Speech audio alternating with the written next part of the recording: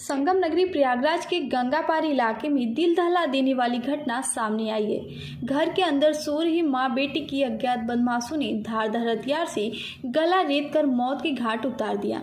रात में सोते हुए गला रेत कर हत्या किए जाने का पूरा मामला नवाबगंज थाना क्षेत्र के गुड़वा गांव का है, जहां रात में 12 वर्षीय बेटी संजीवनी सरोज के साथ सो रही 37 वर्षीय अंजनी सरोज की अज्ञात बदमाशों ने धारदार हथियार से गला रेत कर हत्या कर दी। मृतका का पति दिलीप सरोज पुणे में प्राइवेट नौकरी करता है। घर में मां बेटी ही रह रही थी। काफी देर तक घर से बाहर न निकलने पर जब गांव वालों ने पर्दा हटाया तो देखा कि मां बेटी की रक्त रंजित शव बिस्तर पर पड़ी है, जिसकी सूचना PRB 112 को दिया गया। जिसके बाद नवाबगंज थाने के फोर्स मौके पर पहुंचकर पूरे मामले की जांच पड़ताल में जुट गए। इसके साथ ही फॉरेंसिक टीम और डॉग स्क्वाड को भी बुलाया गया। मामले की गंभीरता को देखते हुए मौके पर CO सोराव, SP क्राइम और SSP भी मौके पर पहुंचकर घटना का मुआयना किया। गुड़वा गांव में मां बेटी की हुई सनसनीखेज हत्या के बाद पूरे गांव में कोहराम मच गया। सैकड़ों की संख्या में ग्रामीण एकत्रित हो गए। हालांकि मौके पर मौजूद पुलिस ने मामले को संभालते हुए शव को कब्जे में लेकर पोस्टमार्टम के लिए भेज दिया है। फिलहाल गांव वालों की माने तो मृतक परिवार का किसी से पुरानी कोई रंजिश नहीं थी। सूत्रों के मुताबिक अवैध संबंधों में हत्या किए जाने की बात सामने आ रही है। फिलहाल पुलिस पूरे मामले की गहनता से जांच पड़ताल कर रही है। प्रयागराज SSP सर्वश्रेष्ठ त्रिपाठी ने कहा कि मौके से मिले साक्ष्य और सूत्रों से मिली जानकारी के आधार पर पूरे मामले की तहकीकात किया जा रहा है। बहुत जल्द ही हत्या का खुलासा कर दिया जाएगा। देखिए यूपी सेंट्रल से कुमारी मनोज सिंह की रिपोर्ट। ये थाना नवाबगंज गांव मसनी क्षेत्र का मामला है। पुलिस को यह सूचना प्राप्त हुई थी कि 2 व्यक्तियों की गला काटकर हत्या कर दी गई है। इस पर तत्काल पुलिस द्वारा घटना का निरीक्षण स्थल किया गया है। फील्ड यूनिट और डॉग स्क्वाड द्वारा भी घटना का निरीक्षण स्थल किया जा रहा है। बॉडी को पोस्टमार्टम हेतु भेजा जा रहा है और अग्रिम विधिक कार्रवाई की जा रही है। अभी घटना का कारण पता नहीं चल पाया है, जल्द ही इसका खुलासा। सर एक जानकारी करें कि बाडियाँ 2-4 पाइयाँ थी और एक पर बाडी मिली, क्या है पर हत्या की गई या अलग अलग की गई? इन सभी बिंदुओं पर अभी जांच की जा रही है। जो भी कार्रवाई होगी वो की जाएगी। क्या गला रेता गया है कि काटा पीटा गया है? बोलो, मैं पूछोगे। पति डबल मर्डर हुआ है सर। अभी आपने तहकीकात किया, क्या कुछ जानकारी प्राप्त हुई? और सारे लोग लगा लो बेटा। हाँ करोगे इसमें? इधर से लगा लो भाई, इधर से लगा लो ना, पास हो जाओगे। इधर से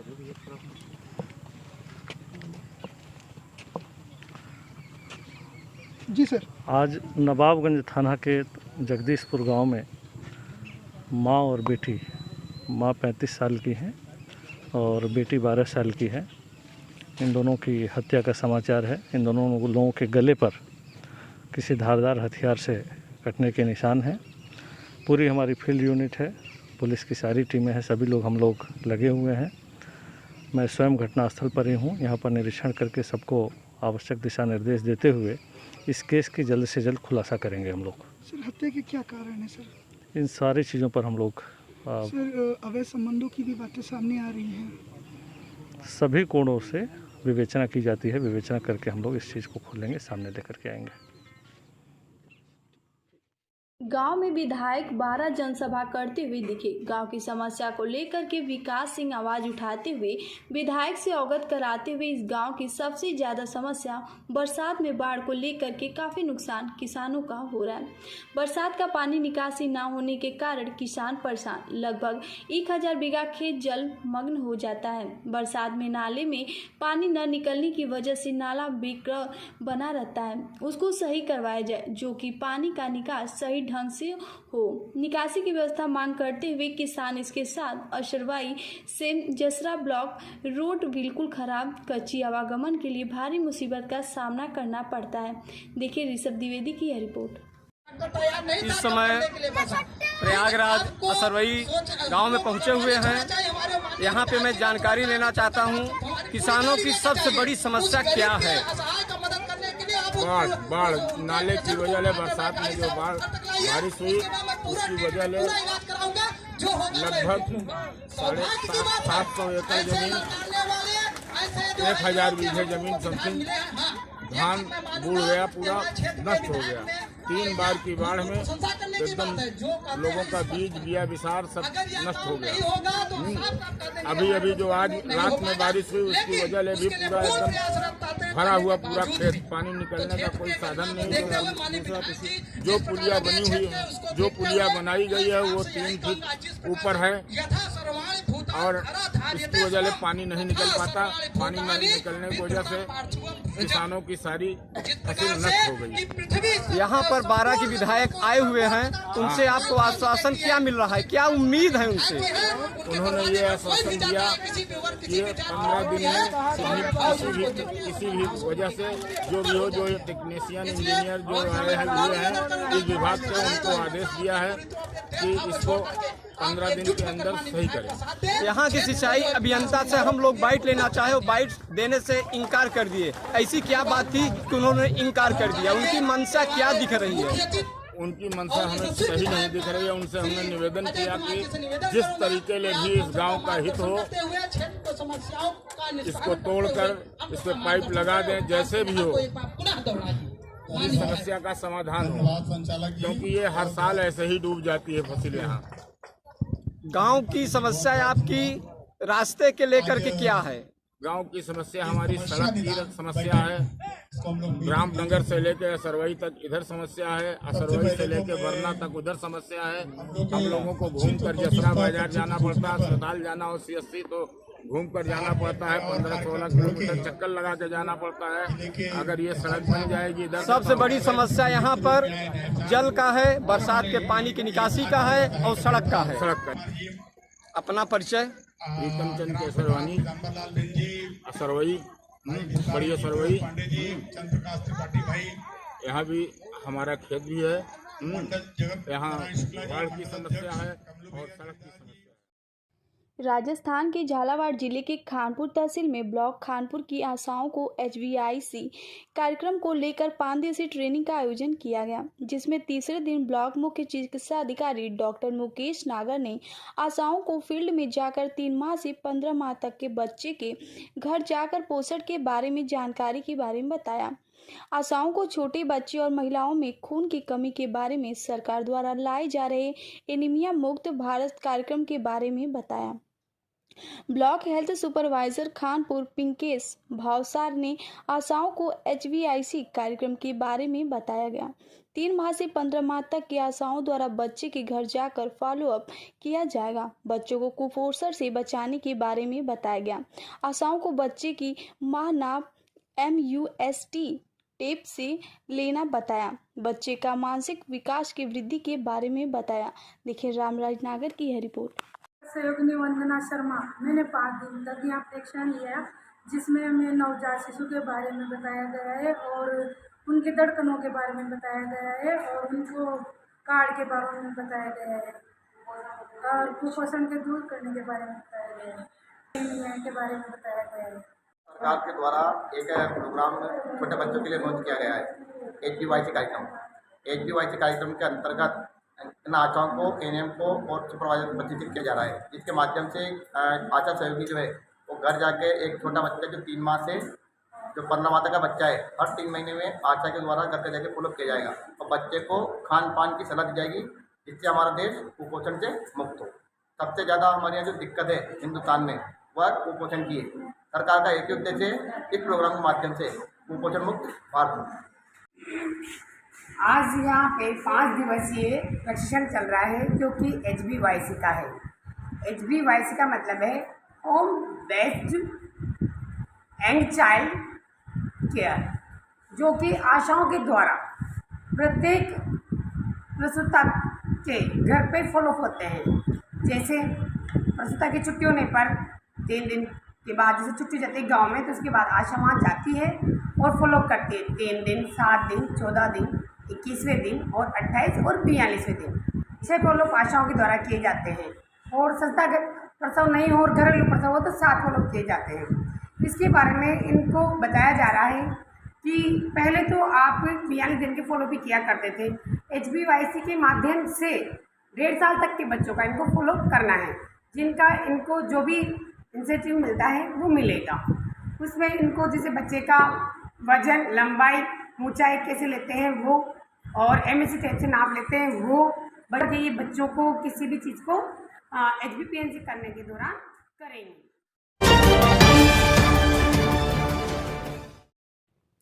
खबर है गोंडा जनपद के इटिया थोक क्षेत्र की, जहां विकासखंड मुख्यालय पर 25 सितंबर को गरीब कल्याण मेले का आयोजन शासन की तरफ से किया गया है, जिसमें शासन की सभी योजनाओं की जानकारी के साथ साथ उन योजनाओं से वंचित लोगों को लाभ दिलवाया जाएगा। इस बारे में खंड विकास अधिकारी पन्ना लाल ने बताया कि इस मेले का उद्देश्य सरकारी योजनाओं की जानकारी व उससे वंचित लोगों को सरकार की योजनाओं का लाभ दिलवाना इसका मुख्य मकसद है। 25 सितंबर को मेहनौन विधायक विनय कुमार द्विवेदी व ब्लॉक प्रमुख श्रीमती पूनम द्विवेदी के द्वारा मेले का उद्घाटन किया जाएगा। देखिए इटिया थोक से पवन कुमार द्विवेदी की रिपोर्ट।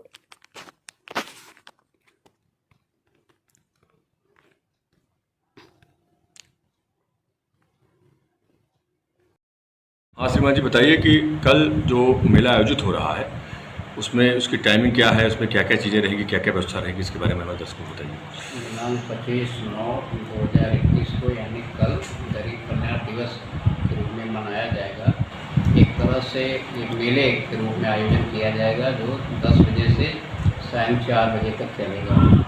4 बजे के बाद प्रेस वार्ता भी की जाएगी कि राज्य सरकार द्वारा विकासखंड में कौन कौन से जनता के लिए कार्यक्रम चलाए जा रहे हैं, किस मद में कितने काम हुए हैं, ये भी बताया जाएगा। मुख्य रूप से इस मेले में जो असंगठित क्षेत्र के मजदूर हैं, जैसे मान लीजिए कोई किसी को आवास मिला है, 90 दिन की मजदूरी मिली होगी, या मनरेगा में 90 दिन का काम किया, या भट्टे उट्टे पर भी काम करते हैं, कुल मिला के 90 दिन का जिनका मानव दिवस पूरा हुआ है उनका श्रम विभाग में रजिस्ट्रेशन कराया जाएगा। श्रम विभाग में रजिस्ट्रेशन होने से उनको 5-7 प्रकार की सहायताएं मिलती हैं, सुविधा मिलती हैं। दूसरा, जैसे राशन कार्ड के लिए लोग दौड़ते रहते हैं, जिनका राशन कार्ड नहीं है वो ऑनलाइन यही करा के उनके विभाग, खाद्य विभाग के लोग आएंगे, उनको बनवाने के लिए दे दिया जाएगा। तीसरा, गोल्डन कार्ड की सूची है, उनके लाभार्थी दूर दूर तक जाते हैं, उनको भी यहीं बुला के उनका भी पंजीयन कराया जाएगा। आवास के जिन लाभार्थियों का नाम है सूची में, उनका पैसा अगर खाते में नहीं गया है तो उनको भी खाते में पैसा भेजा जाएगा। जो अपात्र हैं उनको कोई बातें नहीं है, पात्र आदमी जिनका नाम छूटा है उनका भी हम लोग कोशिश कर रहे हैं कि एक सूची बना के गाँव पंचायत में रखी रहे। जब आवास प्लस की अपलोडिंग होने लगेगी तो उसमें भी होगा। तीसरा, जो पेंशन जिनकी 60 वर्ष के ऊपर उम्र हो गई है, गरीब हैं, उनका भी ऑनलाइन करा के पंजीयन कराया जाएगा। एक किसान बंधु के लिए है कि जो सम्मान निधि में किसी प्रकार की कोई दिक्कत है, उनको सम्मान निधि का पैसा नहीं मिल पा रहा है, उनकी भी समस्या के यहाँ दूर किया जाएगा। इस प्रकार से पशु विभाग द्वारा भी स्टॉल लगाया जाएगा, स्वास्थ्य विभाग का स्टॉल रहेगा, ये बाल विकास का रहेगा, विकासखंड से के तरफ से मुख्य रूप से स्वयं सहायता समूह का रहेगा, आवास का, मनरेगा का, स्वच्छ भारत मिशन का, ये सभी स्टॉल कल लगाए जाएंगे किसानों के हित के लिए। किसानों की जो भी समस्या हैं उनका यहाँ सुन के निराकरण कराया जाएगा। यही कल के मेले का मतलब मेले में मुख्य अतिथि के रूप में कौन रहेंगे? मेले का अतिथि के रूप में माननीय विधायक मेहनौन को अभी तक हम लोग आमंत्रित किए हैं, उन्होंने स्वीकृति भी दी है। आदरणीय प्रमुख जी को भी हम लोगों ने कहा है, उन्होंने भी स्वीकृति दी है आने के लिए।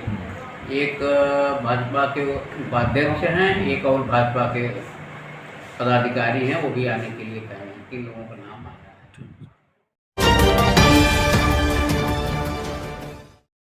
उत्तराखंड के जिला उधम सिंह नगर के बाजपुर में all India scheme workers federation के बैनर तले आशाओं ने सामुदायिक स्वास्थ्य केंद्र में धरना प्रदर्शन कर अपनी 20 सूत्री मांगों को प्रधानमंत्री को संबोधित ज्ञापन CMS डॉक्टर पंकज माथुर को सौंपा। बता दें कि प्रदेश उपाध्यक्ष रीता कश्यप के नेतृत्व में दर्जनों आशा कार्यकर्ती सामुदायिक स्वास्थ्य केंद्र पहुंची और सामुदायिक स्वास्थ्य केंद्र के परिसर में धरना प्रदर्शन कर पूरे देश में एक समान वेतन, सुरक्षा सुरक्षा उपकरण, जोखिम भत्ता और मृत्यु होने पर मुआवजा, नियमितकरण, न्यूनतम वेतन, सामाजिक सुरक्षा और पेंशन सहित 20 सूत्री मांगों का ज्ञापन सीएमएस डॉक्टर पंकज माथुर को सौंपा। प्रदेश उपाध्यक्ष रीता कश्यप ने बताया कि पूरे देश में आशा व आंगनवाड़ी और भोजन माता और जिनके भी स्कीम वर्कर्स हैं आज एक दिवसीय हड़ताल पर है। इन सभी इनकी वर्कर्स की मांग पूरी करें, वरना पूरे देश में स्कीम वर्कर्स को राज्य कर्मचारी का दर्जा दिया जाए व सभी को समान वेतन लागू किया जाए तथा साथ ही सुरक्षा उपकरण व समान भत्ता दिया जाए। उन्होंने कहा कि सरकार हमारी 20 सूत्री मांगों को जल्द नहीं मानती है तो आशा वर्कर्स व सभी स्कीम वर्कर्स हड़ताल पर जाएंगे। इसकी जिम्मेदारी शासन प्रशासन की होगी। देखिए बाजपुर से मोहम्मद शहीद की यह रिपोर्ट। कहें तो हमारे पूरे देश के अंदर सभी आशा वर्कर्स जो हैं, आशा आंगनवाड़ी हो गई, भोजन माता हो गई, जितनी भी स्कीम वर्कर्स हैं, सभी लोग जो हैं आज हड़ताल पर हैं। एक दिवसीय हड़ताल हमारी हो रही है। और उत्तराखंड की अगर हम बात कहें तो उत्तराखंड हमारा लगातार पिछले 1 महीने से जो है लगातार धरने पे हम लोग रहे हैं। हम लोगों ने आंदोलन किया है, जिसमें 31 तारीख को हम लोगों ने जो है मुख्यमंत्री से एक विशिष्ट मंत्रिमंडल हमारा मिलने गया था। वहाँ पर मुख्यमंत्री हमारे जो पुष्कर जी धामी हैं, हमारे ज़िले के मुख्यमंत्री हैं, उन लोगों ने हमसे बातचीत की थी। उन्होंने जो है हमें 20 दिन का समय मांगा था, लेकिन आज 24 सितंबर हो गई है। अभी उनकी तरफ से हम लोगों का जो है कोई भी प्रतिक्रिया हम लोगों को नहीं मिली है, जिससे जो हम लोग संतुष्ट हो सकें। हम लोग आज कैबिनेट की बैठक है, हम लोग चाहते हैं कि आज वो हमारा कुछ ना कुछ हम लोग क्लियर करें। हमने उनसे ज़्यादा कुछ नहीं मांगा था, वो हमें जो भी देते हैं, जितनी भी हमें धनराशि देती है, प्रोत्साहन ना दे करके मानदेय के रूप में दें। और हम लोग चाहते हैं कि जो हमारी मांगे हैं उन पर जो है वो लोग जो है थोड़ा ध्यान दें। हम लोग को सरकारी कर्मचारी का दर्जा दें, 50 लाख का बीमा करें, कोविड काल में हम लोगों को जो है 10,000 मासिक मानदेय दे दें, जो जिससे हमारी आशाओं के घर परिवार चल सके। हम लोग चाहते हैं कि आशाओं को 21,000 मासिक वेतन भी दिया जाए।